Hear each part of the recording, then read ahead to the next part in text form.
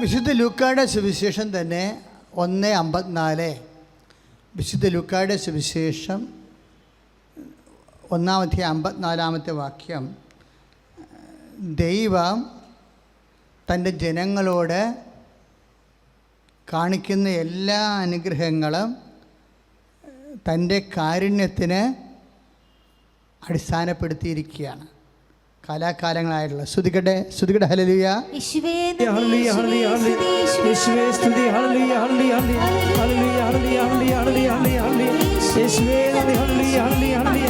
വിശുദ്ധ ലൂക്കാ സുവിശേഷം 1:54 തൻ്റെ കാരുണ്യം അനുസ്മരിച്ചുകൊണ്ട് പറഞ്ഞ് തൻ്റെ കാരുണ്യം അനുസ്മരിച്ചുകൊണ്ട് അവിടുന്ന് തൻ്റെ ദാസനായ ഇസ്രായേലിനെ സഹായിച്ചു. അപ്പൊ ദൈവം അനുസ്മരിക്കുന്നത് എന്താണ്? തൻ്റെ കാരുണ്യമാണ്. ദൈവം അനുസ്മരിക്കുന്നത് എന്താണ്? തൻ്റെ കാരുണ്യമാണ്. അപ്പം ദൈവം തൻ്റെ കാരുണ്യം അനുസ്മരിക്കുന്നത് കൊണ്ടാണ് സഭ അവിടുത്തെ കാരുണ്യം തലമുറകൾ തോറും അനുസ്മരിച്ചു കൊണ്ടിരിക്കുന്നത്. ഇപ്പം കരുണയുടെ വർഷമായാലും കരുണയുടെ മാതാവായാലും എല്ലാം അനുസ്മരിക്കപ്പെടുന്നത് ദൈവം തൻ്റെ കാരുണ്യം അനുസ്മരിക്കുന്നതിൻ്റെ സമാന്തരമായ സഭാപരമായ നടപടിയുടെയും വെളിപാട് ജനങ്ങളിലേക്ക് എത്തിച്ചേരുന്നതിൻ്റെയും ഭാഗമായിട്ട് വരും. ഇങ്ങനെ ദൈവം തൻ്റെ കാരുണ്യത്തെ അനുസ്മരിക്കാൻ കാരണമെന്താണ്? That's A question. നിങ്ങൾ ചിന്തിച്ചേ.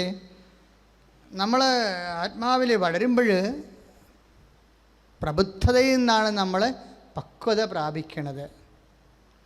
ദൈവം തൻ്റെ കാരുണ്യം അനുസ്മരിക്കുന്നത് അനുസ്മരിക്കാൻ കാരണമെന്താ?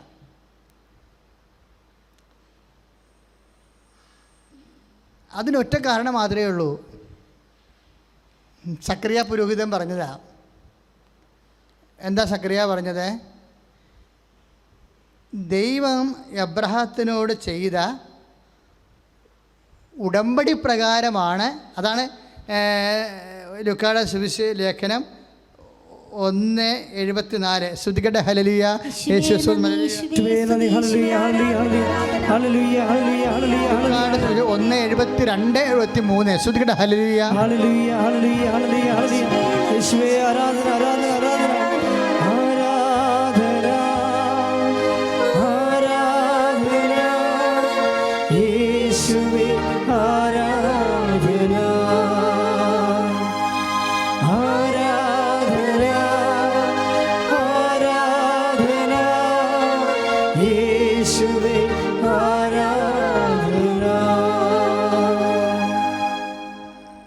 നമ്മുടെ പിതാക്കന്മാരോട് വിശുദ്ധ ലൂക്കായുടെ സുവിശേഷം 1:72 ഏറ്റു പറഞ്ഞ് നമ്മുടെ പിതാക്കന്മാരോട് വാഗ്ദാനം ചെയ്ത കാരുണ്യം നിവർത്തിക്കാനും നമ്മുടെ പിതാവായ അബ്രഹാത്തോട് ചെയ്ത അവിടുത്തെ വിശുദ്ധമായ ഉടമ്പടി അനുസ്മരിക്കാനും ശ്രുതികടെ ഹല്ലേലൂയ. യേശുവേ ആരാധന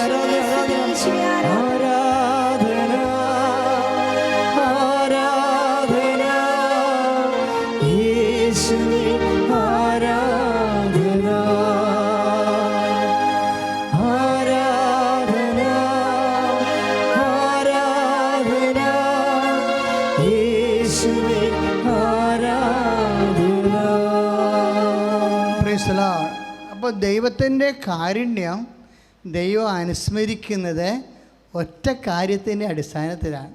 എന്താണ്? ഉടമ്പടിയുടെ അടിസ്ഥാനത്തിൽ. അതാണ് ഈ ഉടമ്പടി. ഈ കാലങ്ങളിൽ ആ ഉടമ്പടിയുടെ മീഡിയേഷൻ ആണ് നമ്മുടെ ജീവിതത്തിൽ ദൈവത്തോട് പരിശുദ്ധ അമ്മ വഴി ചെയ്തിരിക്കുന്നത്. അപ്പോൾ നമ്മൾ ദൈവത്തോടാണ് ഉടമ്പടി ചെയ്തത്, പക്ഷേ പരിശുദ്ധ അമ്മ വഴിയാണെന്നേ ഉള്ളൂ. പരിശുദ്ധ അമ്മ വഴി ഈശോയോട് ചെയ്ത ഉടമ്പടിയാണ് മരിയൻ ഉടമ്പടി എന്ന് പറയണത്.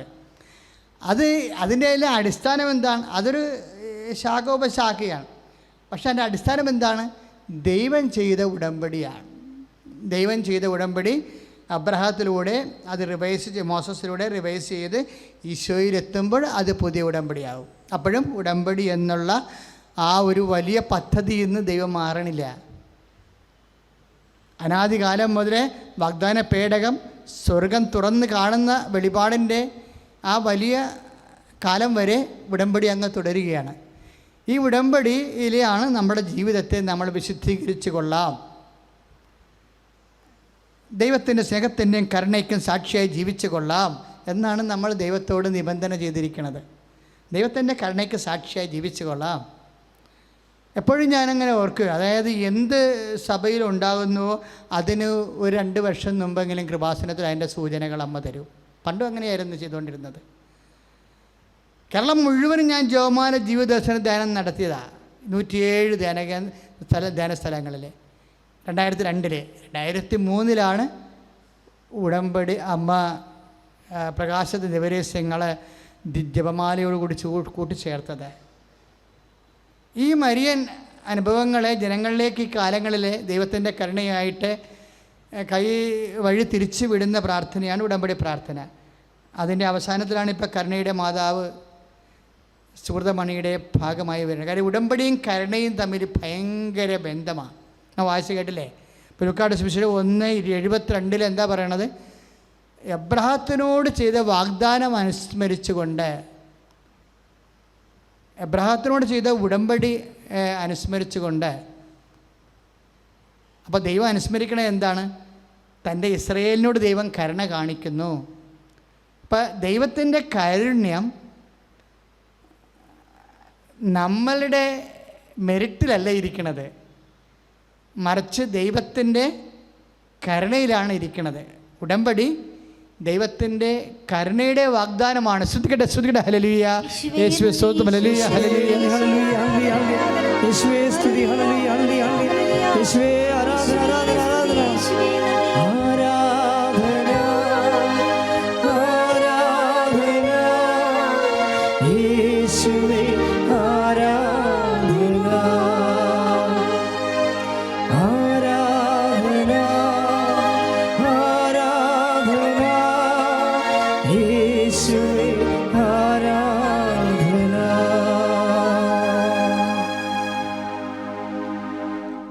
ആ ദൈവത്തിൻ്റെ കരുണയുടെ വാഗ്ദാനമായ ഉടമ്പടിയിലൂടെയാണ് വ്യക്തികളും തിരഞ്ഞെടുക്കപ്പെട്ട സമൂഹവും ദൈവജനവും ശക്തീകരിക്കപ്പെടുന്നത്.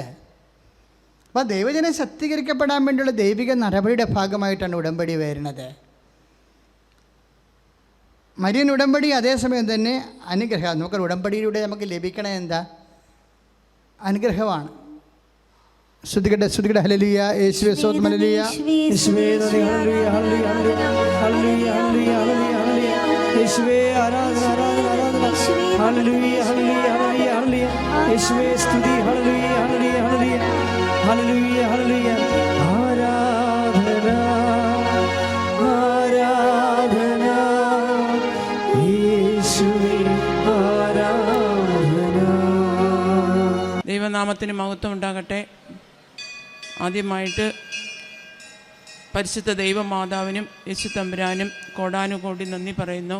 എൻ്റെ പേര് സാലി മാത്യു. ഞാൻ കൊല്ലം ജില്ലയിൽ നിന്ന് വരുന്നു. ഞാൻ ആദ്യമായിട്ട് ഉടമ്പടി എടുത്തത് 2024 മാർച്ച് മാസം 15-ാം തീയതിയാണ്.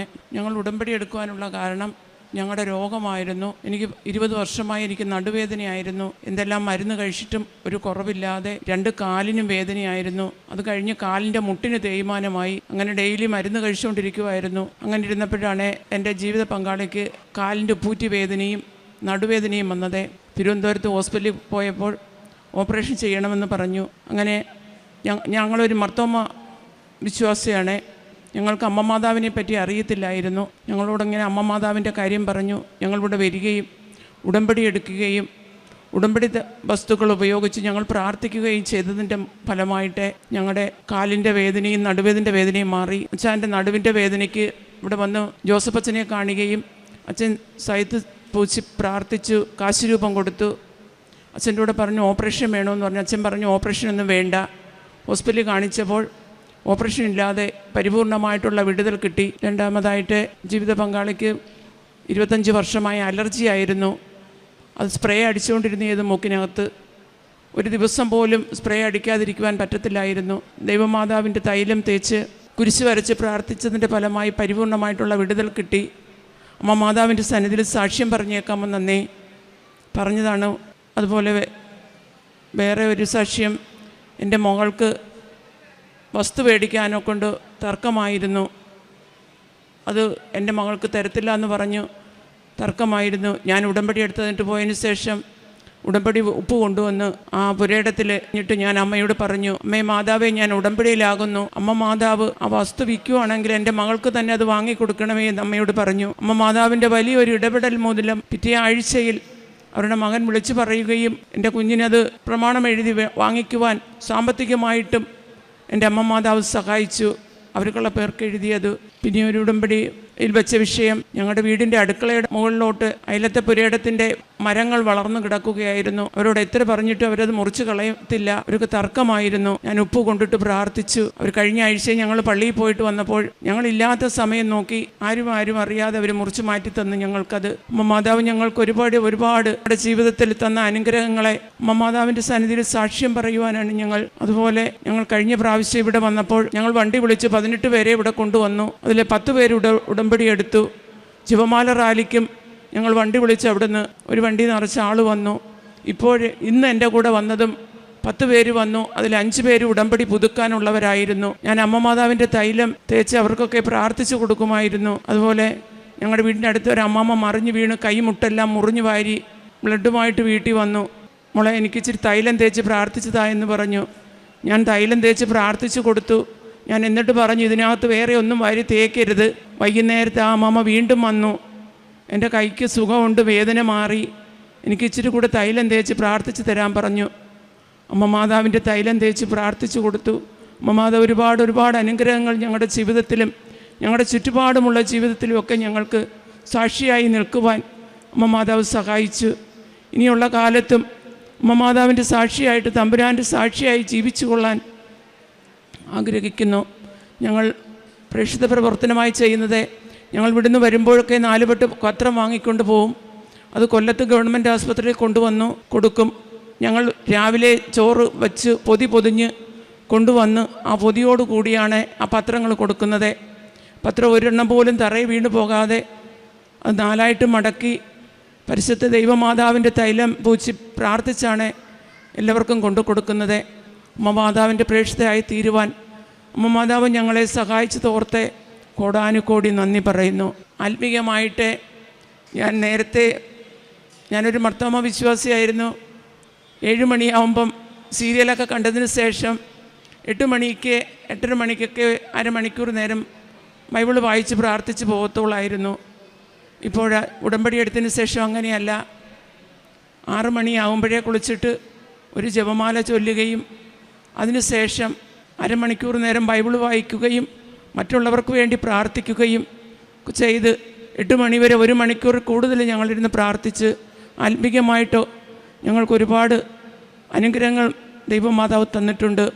അതുപോലെ എൻ്റെ സഹോദരനും നാത്തൂനുമായിട്ട് ഞങ്ങൾ കെറിയിച്ചിരുന്നത് ഉടമ്പടി എടുത്തതിന് ശേഷം അവരുടെ മകളുടെ കല്യാണത്തിന് പോലും ഞങ്ങളെ അങ്ങനെ വിളിച്ചില്ലെങ്കിൽ പോലും ഞങ്ങൾ പോയി സഹകരിക്കുകയും ഞങ്ങളുമായിട്ടിപ്പോൾ കൂടുതൽ ബന്ധത്തിൽ ജീവിപ്പാൻ ഞങ്ങൾക്ക് സഹായിക്കുകയും ചെയ്തിരിക്കുന്നു. എല്ലാത്തിനും ദൈവമാതാവിന് നന്ദി പറഞ്ഞുകൊള്ളുന്നു.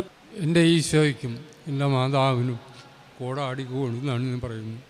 ഈ സാക്ഷ്യം പറയാം. ഞാൻ ആ മൈക്കിൽ ആദ്യമായിട്ടാണ് സാക്ഷ്യം പറയുന്ന മൈക്ക് ഉപയോഗിക്കുന്നത്. എനിക്ക് എൻ്റെ കാലിന് ആദ്യമേ കാലിൻ്റെ ഉപ്പൂറ്റിക്കായിരുന്നു വേദന. കാല് തറയെ ചവിട്ടാൻ പറ്റത്തില്ലായിരുന്നു.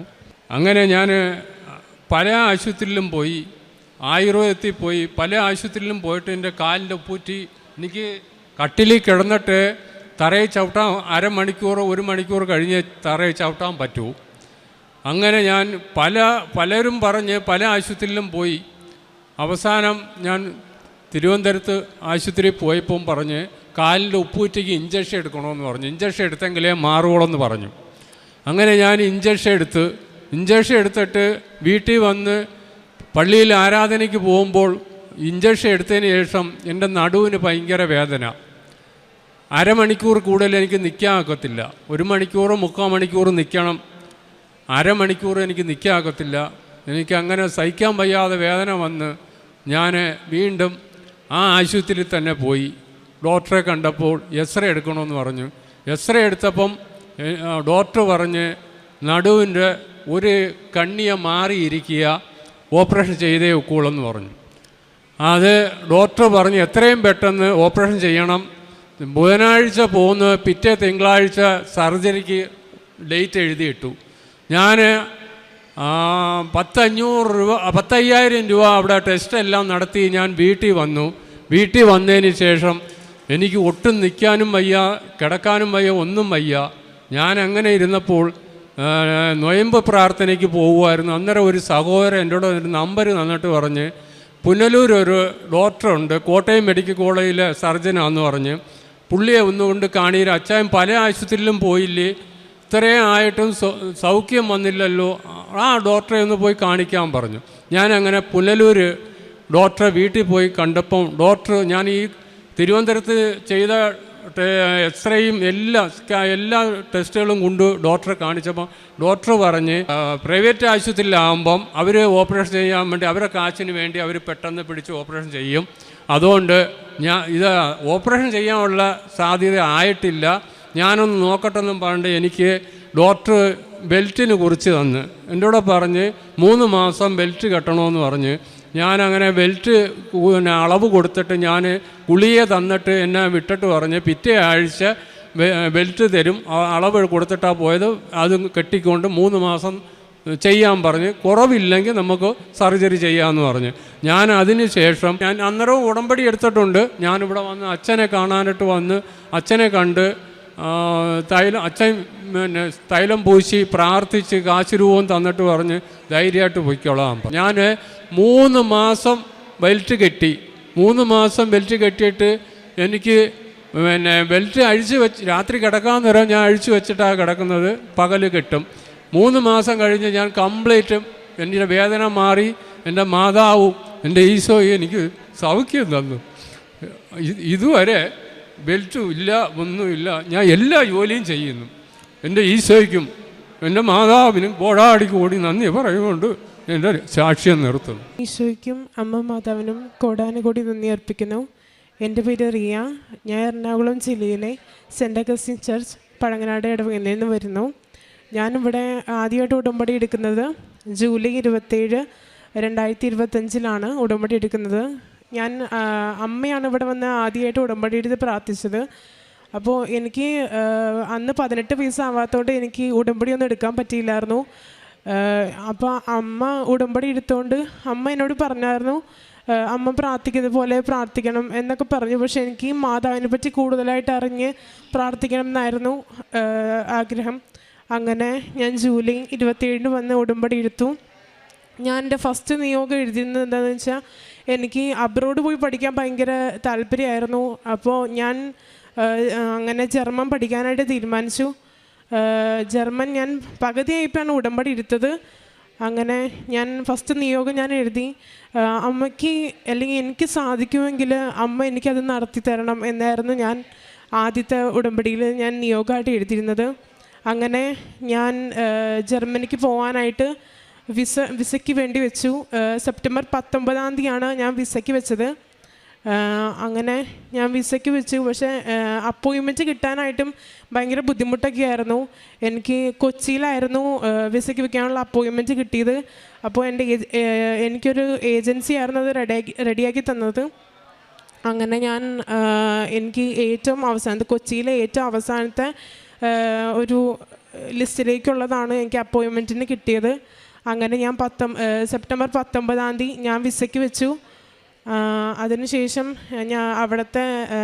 അവിടെ ഞാൻ എല്ലാ പേപ്പേഴ്സും അവിടെ ഞാൻ സബ്മിറ്റ് ചെയ്യുന്ന സമയത്ത് എൻ്റെ പോക്കറ്റിൽ എനിക്ക് ഞാനിവിടെ കുറേ സാക്ഷ്യങ്ങൾ കേട്ടപ്പോൾ അതിൻ്റെ അകത്ത് ഉപ്പിനെ പറ്റിയുള്ള കുറേ അനുഭവങ്ങളും അതൊക്കെ ഞാൻ കേട്ടായിരുന്നു. അപ്പോൾ എനിക്ക് ഭയങ്കര വിശ്വാസമായിരുന്നു.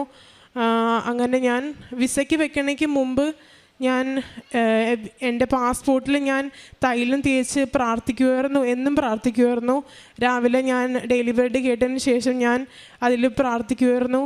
അങ്ങനെ ഞാൻ വിസയ്ക്ക് വെക്കാനായി പോയപ്പോൾ എൻ്റെ പോക്കറ്റിൽ ഞാൻ ഉപ്പിട്ടിട്ടാണ് പോയത്. അങ്ങനെ ഞാൻ എല്ലാം സബ്മിറ്റ് ചെയ്യണ സമയത്ത് ഞാൻ ആ മേശയുടെ അവിടെയും താഴെയായിട്ട് ആരും ചവിട്ടാത്ത രീതിയിലായിരുന്നു ഞാൻ വിതറിയായിരുന്നത്. പിന്നെ ഞാൻ മാതാവിനോട് പറഞ്ഞു, മാതാവ് അമ്മ എനിക്ക് ചെയ്തിരുന്ന എനിക്ക് ഉറപ്പാണ്, പക്ഷേ എനിക്ക് എന്തെങ്കിലും ഒരു അടയാളം കാണിച്ചു തരുമെന്ന്.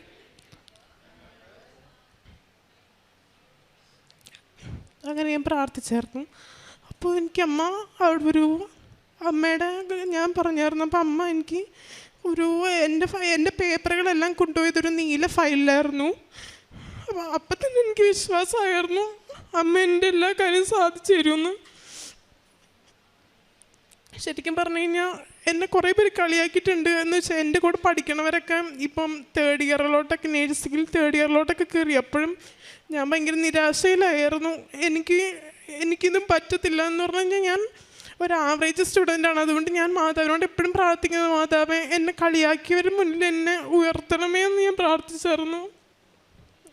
അതുപോലെ അങ്ങനെ ഞാൻ ഒരുപാട് കണ്ണീരൊഴുക്കി പ്രാർത്ഥിച്ചിട്ടുണ്ട്. ശരിക്കും പറഞ്ഞാൽ ഞാൻ നേരത്തെ എന്നും പള്ളിയിലൊക്കെ പോവുമെങ്കിലും ഞാൻ ബൈബിളൊന്നും അങ്ങനെ കുടുംബ പ്രാർത്ഥനയ്ക്ക് വായിക്കുന്നല്ലാതെ ഞാൻ അങ്ങനെ വായിക്കത്തൊന്നുമില്ലായിരുന്നു. അങ്ങനെ ഞാൻ എന്നും എൻ്റെ ജീവിതത്തിൽ ഞാൻ കൊണ്ടുവന്ന മാറ്റം എന്ന് പറഞ്ഞു കഴിഞ്ഞാൽ ഞാൻ മുടങ്ങാതെ കൊന്ത ചൊല്ലി പ്രാർത്ഥിക്കുമായിരുന്നു. മുട്ടുകുത്തിയായിരുന്നു ഞാൻ കൊന്ത ചൊല്ലി പ്രാർത്ഥിച്ചുകൊണ്ടിരുന്നത്. ഞാൻ സെപ്പറേറ്റ് ആയിട്ട് ഇപ്പോൾ വീടിൻ്റെ കുടുംബ പ്രാർത്ഥന അല്ലാതെ തന്നെ ഞാൻ സെപ്പറേറ്റ് ആയിട്ട് കൊന്ത ചൊല്ലി പ്രാർത്ഥിക്കുമായിരുന്നു. അതുപോലെ തന്നെ എന്നും ഞാൻ മുടങ്ങാതെ നേരത്തേക്ക് ബൈബിൾ വായിക്കാൻ ഭയങ്കര മടിയായിരുന്നു. അങ്ങനെ ഞാൻ ആദ്യമൊക്കെ അരമണിക്കൂർ ആവണേന്ന് നോക്കിയിരിക്കുമായിരുന്നു. പിന്നെ ഞാൻ അതൊന്നും നോക്കില്ലായിരുന്നു. എനിക്ക് ഭയങ്കര ഇൻട്രസ്റ്റ് ആയിരുന്നു വായിക്കാനൊക്കെ ആയിട്ട്. അപ്പോൾ എൻ്റെ ജീവിതത്തിൽ ഏറ്റവും എനിക്ക് ഭയങ്കരമായിട്ട് എന്നെ ശക്തിപ്പെടുത്തിയത് എന്താണെന്ന് ചോദിച്ചു കഴിഞ്ഞാൽ കൊന്തയും അതുപോലെ തന്നെ വചനമായിരുന്നു. ഞാനങ്ങനെ എല്ലാ ദിവസവും ഡെയിലി ബ്രെഡും അതൊക്കെ ഞാൻ കേൾക്കുമായിരുന്നു. സാക്ഷ്യങ്ങളായാലും ഞാൻ ഒരിടയ്ക്ക് ആദ്യമൊക്കെ കേൾക്കണ സമയത്ത് ഞാൻ ഇങ്ങനെ മാതാവിനോട് പറയുമായിരുന്നു, ദൈവമേ ജർമ്മനി ബന്ധപ്പെട്ട് എന്തെങ്കിലും ഒരു സാക്ഷ്യം കേട്ടിരുന്നെങ്കിൽ പിന്നെ എനിക്ക് എന്നും കേൾക്കണത് ജർമ്മനിയുമായി ബന്ധപ്പെട്ട എന്തെങ്കിലുമൊക്കെ ആയിരുന്നു. അപ്പോൾ എനിക്ക് ഭയങ്കര വിശ്വാസമായിരുന്നു. അങ്ങനെ ഞാൻ സെപ്റ്റംബർ 19 ഞാൻ വിസയ്ക്ക് വെച്ചു. അപ്പോൾ അവിടുത്തെ സ്റ്റാഫുകളൊക്കെ എന്നോട് പറഞ്ഞായിരുന്നു, ഒന്നല്ലെങ്കിൽ 2-3 വീക്കിനുള്ളിൽ വരും, അല്ലെങ്കിൽ 1 മാസത്തിനുള്ളിൽ വരുമെന്ന് പറഞ്ഞു. അങ്ങനെ ഞാൻ 1 മാസം വെയിറ്റ് ചെയ്തു. ഒക്ടോബർ ഫുൾ കഴിഞ്ഞു, വന്നിട്ട് ഇതുവരെ വന്നില്ല. പക്ഷേ എനിക്ക് ഉടമ്പടി പുതുക്കാനായിട്ട് ടൈമായിരുന്നു, അത് ഞാൻ കണ്ടില്ലായിരുന്നു. അപ്പോൾ ഞാൻ അങ്ങനെ എൻ്റെ വലിയമ്മച്ചിയുടെ കൂടെ വന്ന് ഞാൻ ഉടമ്പടി നവംബർ 3 വന്ന് ഞാൻ ഉടമ്പടി പുതുക്കി. അങ്ങനെ അത് കഴിഞ്ഞ് ഞാൻ ഭയങ്കര ശക്തമായിട്ട് പ്രാർത്ഥിച്ചു. ഇവിടെ വന്ന് മാതാവിനെ പ്രാർത്ഥിച്ചു, ദൈവമേ 1 മാസം കഴിഞ്ഞു, സെപ്റ്റംബർ 19 വെച്ചതാണ്, ഇന്നിപ്പോൾ 3 ആയി, ഒന്നും വന്നിട്ടില്ല. അപ്പോൾ ഏജൻസിക്കാരുടെ അടുത്ത് ഞാൻ ഡെയിലി അവരെ വിളിക്കുമായിരുന്നു. അപ്പോൾ അവരെൻ്റെ അടുത്ത് പറഞ്ഞു, ഓൾമോസ്റ്റ് എല്ലാവർക്കും കൊച്ചിയിൽ വെച്ച് ഓൾമോസ്റ്റ് എല്ലാവർക്കും വിസ വന്നു, നിനക്ക് മാത്രമേ വരാത്തുള്ളൂ എന്ന് പറഞ്ഞു. അപ്പോഴും എന്നെ ഭയങ്കരമായിട്ട് നിരാശയിലേക്ക് കൊണ്ടുപോയി. പക്ഷെ ഞാൻ ശക്തമായിട്ട് തന്നെ പ്രാർത്ഥിച്ചു. അത് കഴിഞ്ഞ് ഞാൻ കുറേ വെയിറ്റ് ചെയ്തു. അങ്ങനെ 5 ആയപ്പോഴേക്കും എനിക്ക് മെയിൽ വന്നു. മെയിലിൽ ബാംഗ്ലൂരിലോട്ട് റിസീവ് ആയിട്ടുണ്ട്, നിൻ്റെ വിസ റിസീവ് ആയിട്ടുണ്ടെന്ന് പറഞ്ഞ് എനിക്ക് മെസ്സേജ് വന്നു. അങ്ങനെ അപ്പോൾ തന്നെ എനിക്ക് വിശ്വാസമായി, എനിക്ക് വിസ വന്നാൽ മതി എന്നുള്ളതായിരുന്നു. അതിൻ്റെ അകത്ത് എന്തായിരിക്കും എന്നൊന്നുമല്ല, എനിക്ക് അത് എന്തായിരിക്കും എന്ന് പോസിറ്റീവ് ആയിരിക്കും എന്ന് എനിക്ക് ഉറപ്പായിരുന്നു. എന്ന് വെച്ചാൽ എൻ്റെ പേപ്പറുകളെല്ലാം ഒരു നീല ഫയലിലാക്കിയാണ് മാതാവ് അതിന് കാണിച്ചു തന്നു. അതുകൊണ്ട് എനിക്ക് ഭയങ്കര വിശ്വാസമായിരുന്നു.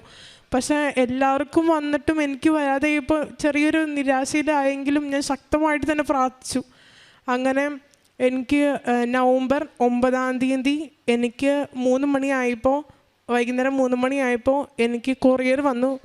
അങ്ങനെ ഞാൻ കൊറിയർ പൊട്ടിക്കണേക്കുമ്പോൾ വിശ്വാസ പ്രമാണം ചൊല്ലിയിട്ടാണ് കൊറിയർ പൊട്ടിച്ചത്. അങ്ങനെ ഞാൻ കൊറിയർ പൊട്ടിച്ച് നോക്കിയപ്പോൾ എനിക്ക് വിസ അടിച്ച് വന്നിട്ടുണ്ട്.